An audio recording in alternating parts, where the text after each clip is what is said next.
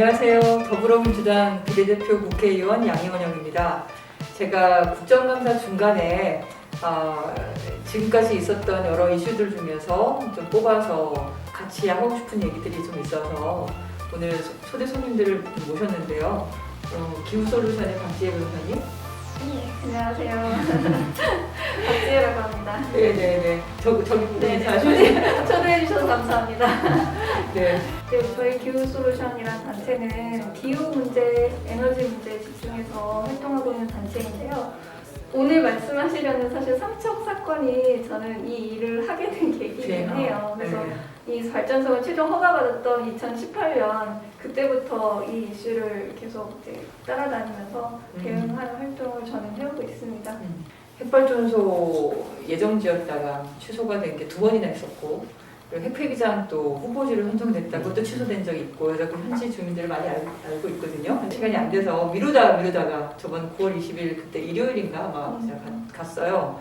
그랬더니 그 아름다운 명사십리 그 하얀 그 모래사장이 거의 시커먼 흙으로 다 덮여 있어요. 냄새나는 흙으로. 그리고 다 이렇게 깎여 나가 있고. 그래서 도대체 어떻게 된 거냐 했더니 그게 석탄발전소 무슨 하역장 만드는 공사하느라고 해안 침식이 심해지고 예방한다고 그게 환경영향 평가에 이제 그 요구 사항 중에 하나였는데, 그랬더니 어디서 준솔토 같은 거 좀 하수구 냄새 나는 흙을 거기다가 다 싸놓고 있어가지고 굉장히 놀랬거든요.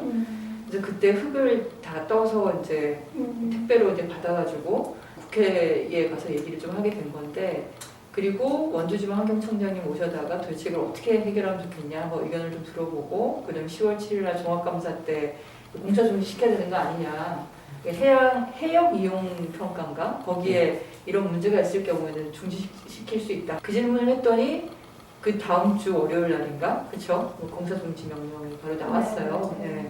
그래서 지금 저는 이제 삼척 석탄발전소의 해안 침식에만 좀 이렇게 집중해서 했던 건데, 이 전반적인 흐름을 다 알고 계시죠? 사실 이 발전소는 굉장히 오랫동안 그 계획했고 또 허가 프로세스도 굉장히 좀 문제가 많았던 그런 발전소예요. 처음 시작이 언제였죠? 2012년에 민간 기업들이 석탄발전소를 네, 직접 할 수 있도록 만든 게 네, 이명박 네. 정부 때였죠. 네. 계획이 올라가 있었고, 네. 그리고 그걸 박근혜 정부 때 발전 사업 허가를 내준 거고. 네, 그렇죠. 네. 근데 그림을 제가 가져왔는데, 네. 이 보통 석탄발전소하고 핵발전소라고 하면 해변가에 있어야 되는데, 이 안으로 3km 안쪽으로 들어가 있어요. 그래서 거기다가 그 관을 네. 지하로 묻어가지고 물을 치수하고 배수하고 석탄도 실어 나르고 네, 석탄 동굴을 뚫어다가 네, 3km 이런 경우가 있나요? 정말 전무후무한 그런 설계일 것 같고요. 저희도 이 부지가 어떤 부지죠? 이 부지가 이제 원래 지역의 수탁 기업이죠. 동양 시멘트라는 기업이 이 공사장인데? 네, 시멘트 광산으로 여기가 산 가운데 있는 시멘트 광산이었던 거예요. 네, 그렇죠? 네, 사실은 뭐 산이 이렇게 있었을 텐데 그걸 파내려가서 이렇게 웅덩이처럼 네, 다 파낸 거죠, 석회석을. 그래서 이거를 뭐 한 80년 정도 광산으로 썼다고 하더라고요. 80년을 광산을 네. 썼어요. 80년 동안 우리가 깎아먹은 산이군요. 네. 사실 이거 법적으로 보면은 원상복구를 해야 되는 거 아니었나요? 그 원래 광산 허가를 받을 때는 항상 나중에 진료가 되면은 원상복구를 하겠다 이런 약속을 하고 허가를 받게 되는데, 이 지역 같은 경우는 이제 여기에 발전사업 허가를 받다 보니까 그 의무를 사실상 이행하지 않아도 되는 그런 상태가 되어 있는 것이고, 당시에 이제 2012년에 사실 그 폐광 지역 복구하는 것도 많은 비용이 들잖아요. 그렇죠. 네, 근데 그런 걸 피하면서 좀 신산업을 어떻게 해볼까 이렇게 생각하던 동양시멘트에서 이 민자 발전이 대거 지금 뭐 정부에서 허가를 해줄 조짐이니까 이제 한번 허가를 받으면 이게 장래에 뭐 황금알을 낳는 거리가 되지 않을까 이렇게 생각을 한 것 같아요. 그때 이명박 정부 때 이 석탄발전소를 따내려고 민간 기업들이 줄박해서 바깥에서 뭐 그렇게 로비를 하고 줄을 섰다 이런 소문이 파자 있었어요. 이 지역만 해도 5개 민간 회사가 네, 발전소를 짓겠다고. 그러니까 주민들은 그게 가능하겠어 이렇게 생각했던 거 아니에요? 동양 같은 경우는 지역에 11조를 투자하겠다. 네. 예, 경제적으로 어렵다는 걸 네. 갖다가 이용해가지고 근데 2018년에 최종 처분이 나올 때 당시에는 이미 그런 이제 산업단지나 뭐 그런 연관된 투자 계획은 하나도 이행하지 않겠다는 것이 되게 분명한 상태였고, 그리고 무엇보다 이제 사업주가 다른 회사로 바뀌었기 때문에 포스코 네네 그러니까 동양에서 이거 허가 난 다음에 이틀 있다가 두 달 있다가? 법정 관리에 들어가 법정 관리 들어가 버리고 네. 예. 근데 당시 포스코에서는 이거는 수천억 원 프리미엄을 내고 사도 된다. 석탄은 항상 우선권을 주는 뭐 경제국적 원칙이라는 게 있고 그게 그러니까 어쩌면 석탄 발전 사업자는 전기만 생산하면은 무조건 다 팔 수 있는 거죠. 있다. 네. 그 이용률이 80% 90% 네. 올라가니까 돈 벌 수 있다 이렇게 생각을 한 거죠. 네. 근데 이게 사실은 아까 다시 좀 보여드리면 이게 말도 안 되는 지역에 있다 보니까 건설비가 장난 아니지 않나요? 네, 그 상식적으로도 그럴 것 같은데 그러니까 이 산 네. 가운데다가 지금 지으면서 여기다가 취수구 관도 뚫어야 되고 배수구 관도 뚫어야 되고 하역부두에다가 하역부두를 바다 가운데다가 만들어서 그렇죠? 네. 이 바다 가운데에서 또 석탄도 실어놔야 되는 이거 다 동굴 작업이잖아요.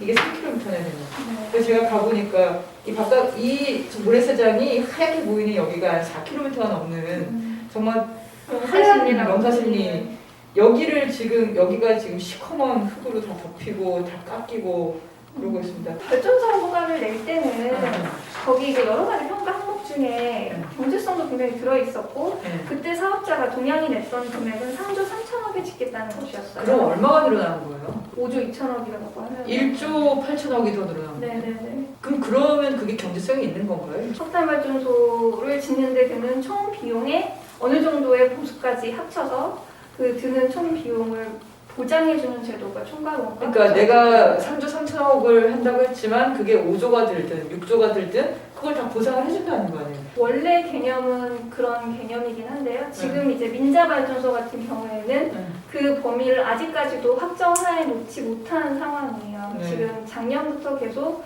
이 민자 발전소 지금 현재 짓고 있는 7개에 대해서는 기존의 총괄 원가 보상 제도와 동일한 형태, 유사한 형태의 총괄 원가 보상 제도. 근데 기존 공기업은 3조면 짓는 거를 그러니까 국민이 그게 정기요금으로 부담을 해야 그러니까 되는 거죠. 석탄이 싼 게 아닌 거잖아요. 그렇죠. 여러분. 네. 이런 말도 안 되는 지역에 네. 지으면 석탄은 싼 것도 아니고 이런 사실 걸 이 석탄 발전소 때문에 우리가 음. 765kV 밀양 송전탑에 네. 문제가 됐던 그 정도 되는 송전탑도 또 깔아야 되는 거 아니에요? 그렇죠.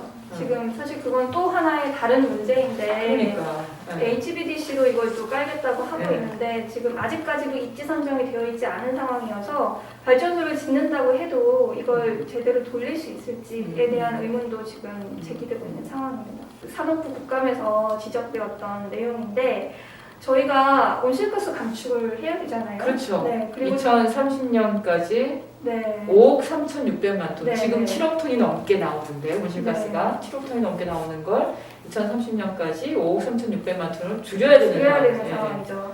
그리고 재생에너지도 계속 확대를 해야 되잖아요. 그걸 가정을 하고 그걸 다 전력시장 운영 규칙에 반영한다고 가정을 했을 경우에 2035년이 되면 가동률이 50% 이하로 떨어진다. 아니 그러면 네. 지금 애초에 3조 3천억이 하겠다는 것도 5조 넘어가 버리고 네. 그리고 이것도 85% 이용률을 통해서 돈을 벌겠다는 것도 50% 이하로 떨어진다. 그럼 이거 완전 손해나는 사업이 되는 거 아닌가요? 심지어 이게 석탄 발전소를 물리적으로 운영이 가능한 것인지 물리적으로. 그 원전과 비슷하게 약간 경직된 발전소라서 그러니까 이게 석탄이 전력 수요가 늘어나는 데 따라서 같이 따라 늘어나고 줄어들면 같이 줄어들고 이렇게 못한다는 거죠. 발전소잖아요. 네, 딱딱해가지고. 네. 네. 그리고 키는데도 오래 걸리고 끄는 것도 경제적이지 않고 그게 제일 오래 걸리는 게 원전이고 네, 그다음에 그 다음에 석탄이 그 석탄. 다음으로 오래 걸리기 네. 때문에 예. 그럼 이걸 지금 건설하는 포스코 에너지는 여러 가지로 생각이 좀 복잡하시겠네. 그렇지 않을까. 저희도 사실 저는 그래서 생각합니다. 저는 에너지 전환 지원법을 이번에 네, 발의를 네, 했어요. 네. 발의를 한 게 그러니까 이런 석탄 발전소나 이런 원전이 애초에 생각했던 것보다 제대로 가동이 안 될 게 이제 뻔히 보이는 거잖아요. 그러면 이걸 시작했던 사업자들이 또는 지금 현재 가동 중인 사업자들도 일찍 포기하거나 아니면 중도에 포기할 때 어쨌든 좀 협상을 해서 보상을 일정 정도 하게 좀 지역 경제에 도움되는 여러 가지 뭐 지원 사업들을 할 수 있는 그런 근거법을 좀 마련했거든요, 이번에. 네네네. 그게 사실 통과가 좀 되면 그럼 이렇게 어려운 상태에 있는 이 사업자, 그 삼척석탄발전소 사업자도 좀 생각을 고려를 하지 않을까 그런 생각이 좀 들긴 하는데요. 허가가 난 발전소고 민간 사업이라는 것 때문에 근데 정부가 함부로 이걸 해라 마라 할 수 없는 상황이 되어 아직 있으니까. 법적인 근거가 없으니까. 그렇죠. 법적인 제가 이제 근거가 이 법을 발의하게 된 배경이 독일이 우리나라보다 석탄 발전 비중이 더 높았어요. 그러니까 90년대 말 2000년 초반에 석탄 발전 비중이 50%였고 원전이 30%, 둘이 합쳐서 80%가 넘었거든요. 1998년 정록 연정을 하고 나서 여러 개 법을 바꿨는데 그 중에 하나가 이렇게 발전 사업자로부터 일정 정도 보상을 해줄 수 있게 하는 법이 있더라고요. 거기도. 네네네. 사실 우리가 온실가스를 감축하려면 좀 빨리 가야 되고 네. 그리고 되도록 좀 쉬운 방법을 써야 되고 그리고 좀 비용도 좀 적게 드는 방법을 써야 되잖아요. 결국은 에너지 사용으로 나오는 온실가스가 전체 87%다. 발전소가 가동하면서 나오는 온실가스가 대부분이고 한 35%가 공장에서 나오고 굴뚝에서 나오는 거고 그리고 한 16에서 20%가 우리 2천만 대 자동차가 운영하면서 나오는 거고 그 2천만 대 자동차를 다 바꿔도 20%밖에 안 되고 그 공장 문을 닫아도 35%밖에 안 되는데 발전소는 전국에 석탄 발전소 60개밖에 없는 거죠. 그래서 이게 가장 빠르고 쉬운 방법이 아닐까.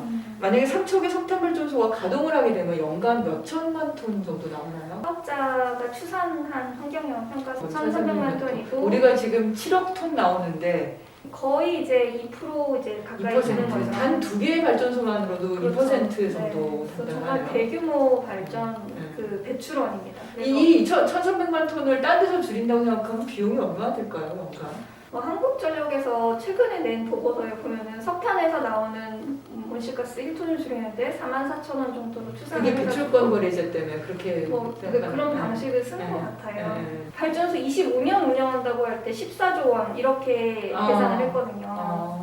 보통 30년 운영하지 않나요? 뭐 저희는 25년을 감수하고 싶어서 네. 우리나라가 온실가스 감축할 때 약속을 할 때 해외 배출권을 사오겠다고 약속하는 금액 같은 것들이 있는데 3,800만 톤 이렇게 되는데 그런 거는 사실 생돈을 들여서 사와야 되는 것거든요. 그러니까 이제는 온실가스를 내는 건 돈을 주고 내야 되는 시대로 가는 거예요. 그렇죠?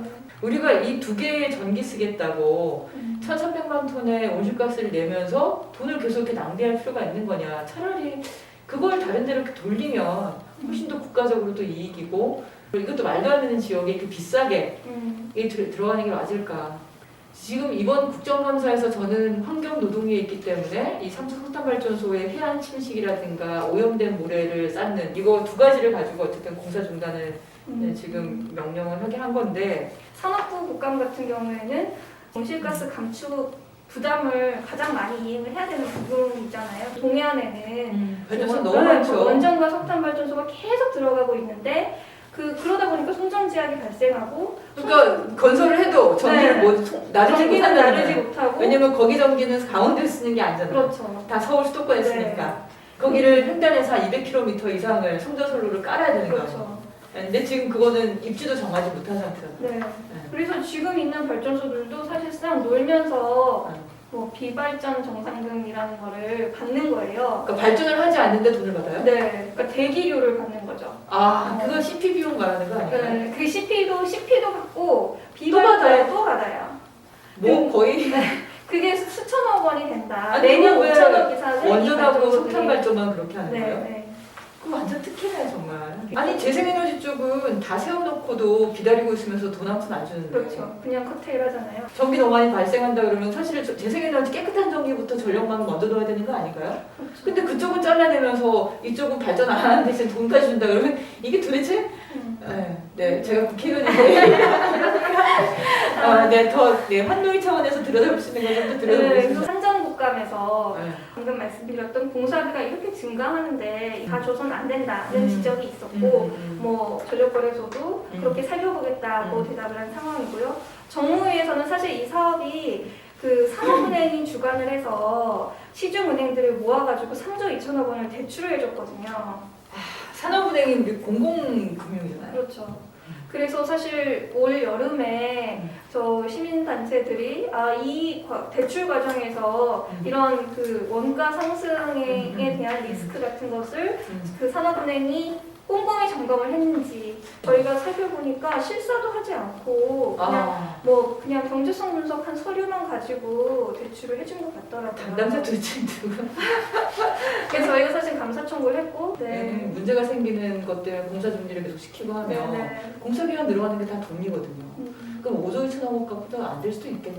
지금 미국에서도 그렇고 유럽에서도 그렇고 석탄이 굉장히 비싸진 이유가 그런 환경 규제와 온실가스 규제 때문이거든요. 그동안은 몰랐거든. 저는 이제 여기 삼척에 지역구 국회의원께서가 이제 그 이철규 의원님이세요. 이철규 의원님이 산업위의 법안심사 소위원회 위원장이세요. 그래서 제가 에너지난 지원법 만들자마자 이철규 의원님께 가서 이거 좀 가져줍시다 이렇게 이철규 의원님 잘 부탁드립니다. 이게 사업자를 위하는 길입니다. 그게. 그래서 제가 그 오늘은 이 정도로 이제 전반적인 상황을 좀 얘기를 쭉 들어봤으니까 우리 국정화를 끝나고 토론회 한번 하죠. 네. 그래서 정무위, 그다음에 산업위 각각 지금 뭐 정무위 이영배 의원, 산업위의 김성환 의원, 이소영 의원, 그리고 저희 환노위 같이 좀 모여서 가까이 삼척화탄발전소에 해당되는 각 상임위에서 이슈들 공유하고 앞으로 어떤 답을 찾아가면 좋을지 논의하는 그 자리에 초대해 드릴게요. 네, 아무튼 너무 좋을 것 같습니다. 네, 고맙습니다. 희망을 가지고. 네. 네, 오늘 이 정도로 마무리하고요. 그 삼척 석탄발전소가 처음에는 우리가 이제 전기가 부족하다고 생각할 때 이런 발전소가 많이 필요하다고 생각했을 거예요. 이제 꼭 나쁜 마음만은 있었나 하는 생각도 들고 그게 10년 전 얘기인데 이제 지금은 너무나 다른 세상으로 갔기 때문에 이걸 좀 정리하는 시기, 그럼 그걸 어떻게 합리적이고 정당하고 모두가 윈윈할 수 있는, 같이 할 수 있는 그런 방법이 있는지 좀 찾아보는 기회가 됐으면 좋겠습니다. 네, 감사합니다. 감사합니다. 목사님 내용이 어렵지 않으셨어요? 아니 저도 도움 받겠습니다. 네네네.